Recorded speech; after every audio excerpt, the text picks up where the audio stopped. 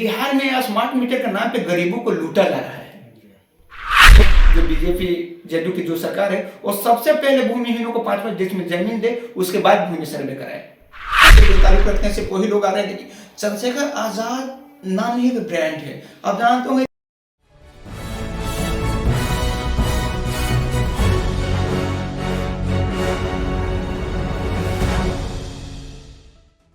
नमस्कार, मैं अविनाश कुमार, आप देख रहे हैं टाइम्स ऑफ बिहार न्यूज। अभी हम औरंगाबाद जिले में भी उपस्थित हैं और भीम आर्मी के जिला अध्यक्ष करण पासवान जी हमारे बीच मौजूद हैं।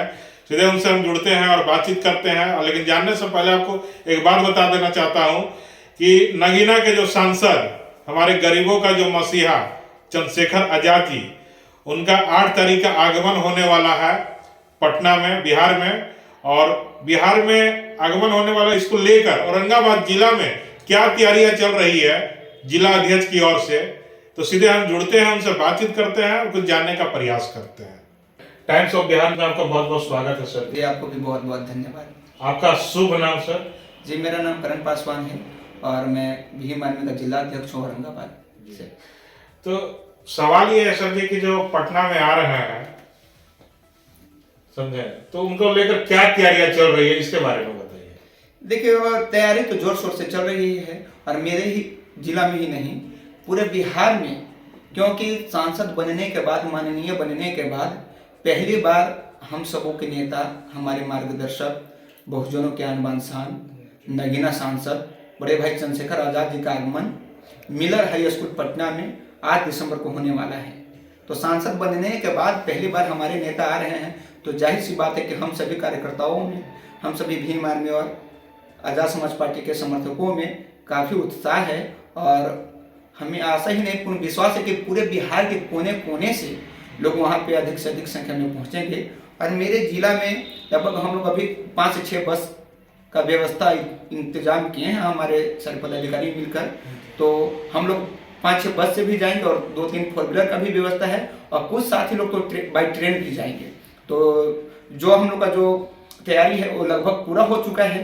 हम लोग पूरे उत्सुकता के साथ अपने नेता का स्वागत करने 8 दिसंबर को जाएंगे।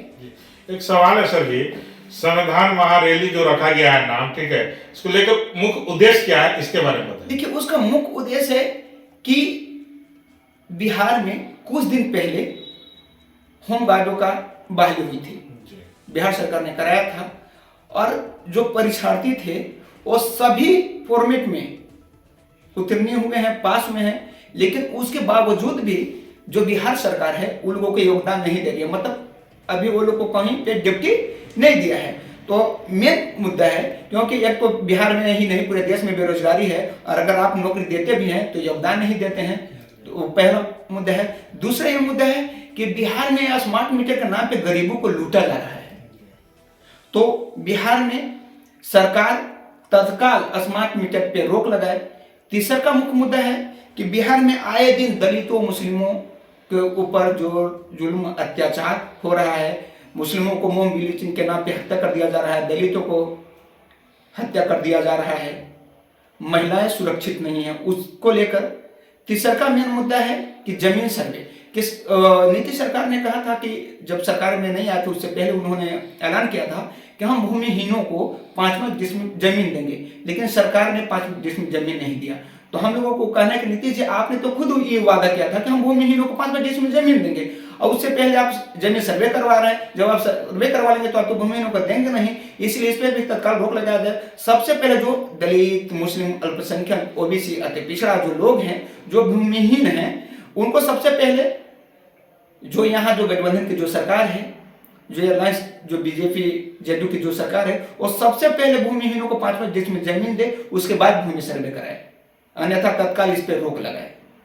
उसी को लेकर के भाई चंद्रशेखर आजाद जी का आगमन होने जा रहा है, और भाई ने आह्वान किया है कि सरकार को ये सभी मुद्दों को एकदम अविलंब अमल कर मानना होगा, अन्यथा भीम आर्मी तो पूरे देश में आंदोलन के लिए जानी ही जाती है।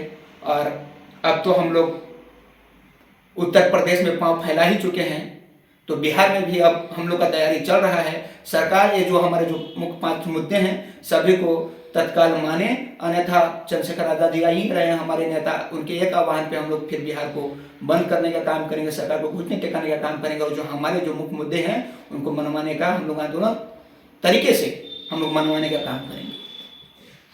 एक सवाल है सर जी आपसे कि जो अभी बीपीएससी को लेकर जो चल रहा है इस पे आपका क्या राय है? देखिए वो तो जग जाहिर है, जो बीपीएससी है अब ओबीसी वालों को, दलितों को, ओबीसी वालों को खास करके AWS जो है माने स्वर्णों से ज्यादा अंक लाना होगा तब आप क्वालिफाई करेंगे। तो ये तो सरकार की नीति है जो बिल्कुल ही ठीक नहीं है और खास करके दलित ओबीसी के लिए। लेकिन हमारे जो पढ़े लिखे भी लोग हैं वो जाति और धर्म में बटे हुए हैं, वो लोग धर्म का चश्मा उन लोग पे चढ़ा हुआ है, इसलिए उनको समझ में नहीं आ रहा है। ये सरकार जो है ये बिल्कुल ही कहीं से बहुजनों के हित में कोई काम नहीं करती है, छात्र नौजवानों के हित में काम नहीं करती है, हमेशा हकमारी का काम करती है। अब बताइए कि 27% बाबा साहब ने संविधान में अधिकार दिया है ओबीसी को आरक्षण का, 14.5% दलितों को, लेकिन फिर भी स्वर्णों को कम अंक लाना है और ओबीसी के भाइयों को ज्यादा अंक लाना है। तो जग जाहिर है, तो सरकार इस पे भी अमल करे, इसको भी ध्यान में रखे कि गरीब गुरबा लोग को भी रोजगार नौकरी मिले और वो लोग भी क्वालिफाई करें, क्योंकि क्वालिफाई करने से ज्यादा उनको अंक आता है उसके बावजूद भी वो लोग ईडब्ल्यूएस के तहत वो लोग क्वालिफाई नहीं कर पा रहे हैं। तो सरकार इसमें अमल करे और छात्र नौजवानों को रोजगार देने का काम करे। एक सवाल सर जी कि आपने औरंगाबाद जिला में जितने भी गरीबों को जो मदद करने का काम किया निस्वार्थ भाव से, ठीक है, तो आपके ऊपर मन में कैसे ख्याल आया कि हम संगठन के माध्यम से करें या अपने माध्यम से करें या कैसे करें? आपने उसको, एक जो बूढ़ा आदमी था उसके पास पैसा भी नहीं था खाने को लेकर, आपने उसको पैसा दिलाया, इलाज करवाया, आखिर ये आपके मन में कहाँ से आया दिमाग में? देखिए सबसे पहले तो देखिए हम लोग भी बहुजन विचारधारा मानने वाले लोग हैं, अपने बहुजन महापुरुषों के पद चिन्हों पे चलने वाले लोग हैं, तो हम लोगों में तो इंसानियत है ही ना। देखिए हम लोग भी गरीब तबके से आते हैं, तो हम लोग का ये जो प्रेरणा है ये हमको बाबा साहब से मिला, माननीय कांशीराम साहब से मिला, और एक जो अभी हमारे नेता हैं चंद्रशेखर आजाद जी, इन लोगों को देखकर हम लोगों को प्रेरणा मिलता है और हम लोग को हौसला और हिम्मत मिलता है कि हम लोग, देखिए आपका जो कहावत है ना कि लोहा का लोहे काटता है, तो जो दुखियारा होता है वही किसी को दुख को समझ पाता है। तो हम लोगों ने ऐसा जातिवाद का दंश, गरीबी का दंश, मार का दंश हम लोगों ने झेला है, तो उसी से हम लोग प्रेरित होकर आज जो ये है वो सब आप सबों का, हमारे समर्थकों का, हमारे चाहने वालों का, हमारे अभिभावकों का, हमारे लीडरों का, सब लोगों का योगदान रहता है कि हम लोगों को अंदर कुछ अच्छा करने का, लोगों को सेवा भाव करने का ये होता है। और हमारा पार्टी और हमारे संगठन का उद्देश्य भी तो यही है ना कि हम लोग जो देश के जो पिछले पैदान पे जो लोग हैं उनके तक पहुंचा जाए, उनको सुख सुविधा मुहैया कराया जाए। तो हम लोग तो देखिए जो हमारे नेता हैं वो खुद ही आंदोलनकारी हैं, खुद ही क्रांतिकारी हैं, तो ऐसे लोगों से हम लोगों को प्रेरणा मिलता है। हम लोग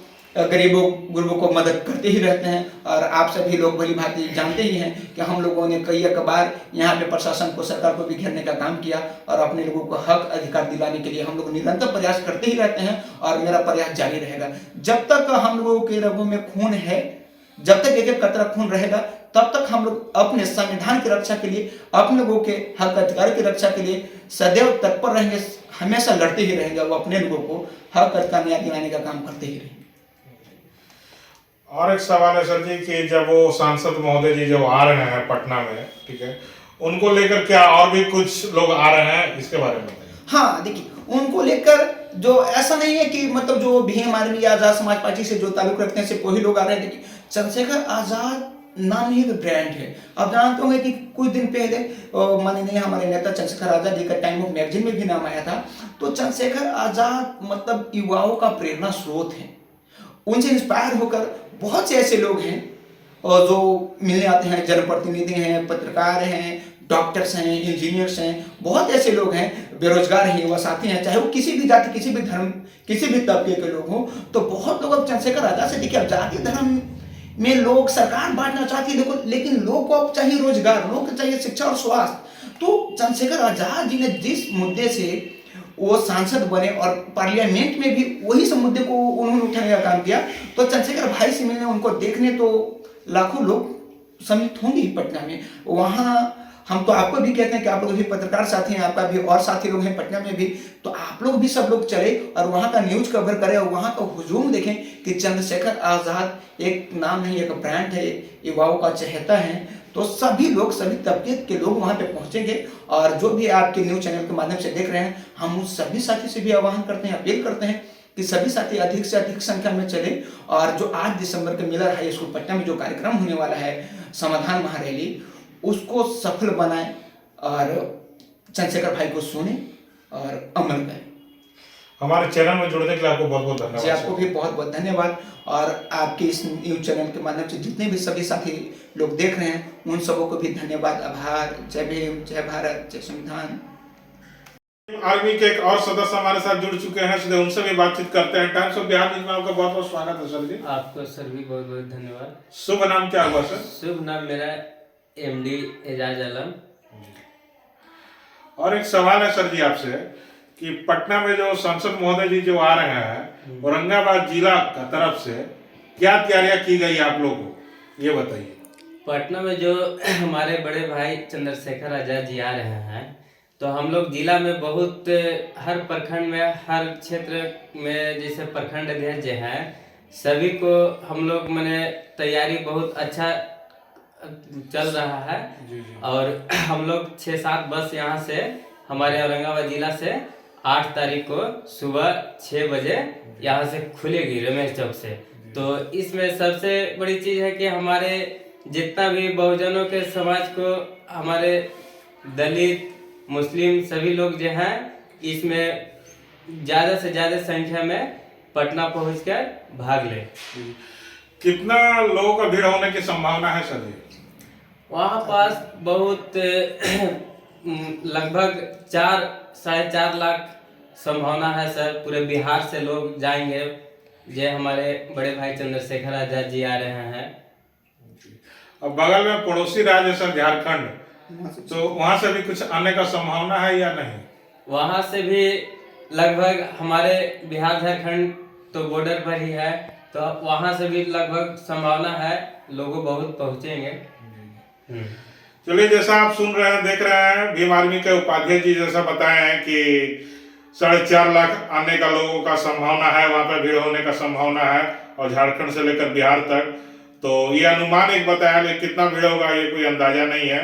और नगीना के सांसद महोदय जी वहाँ पे आ रहे हैं, तो हम एक गुजारिश करना चाहेंगे आप लोग से कि जितने भी गरीब लोग हैं और जितने भी अगर जुड़ना लोग चाहते हैं तो वहाँ पे पटना पहुँचे और सभा को, रैली को आप लोग एक मजबूत हिस्सा बने और बनाए।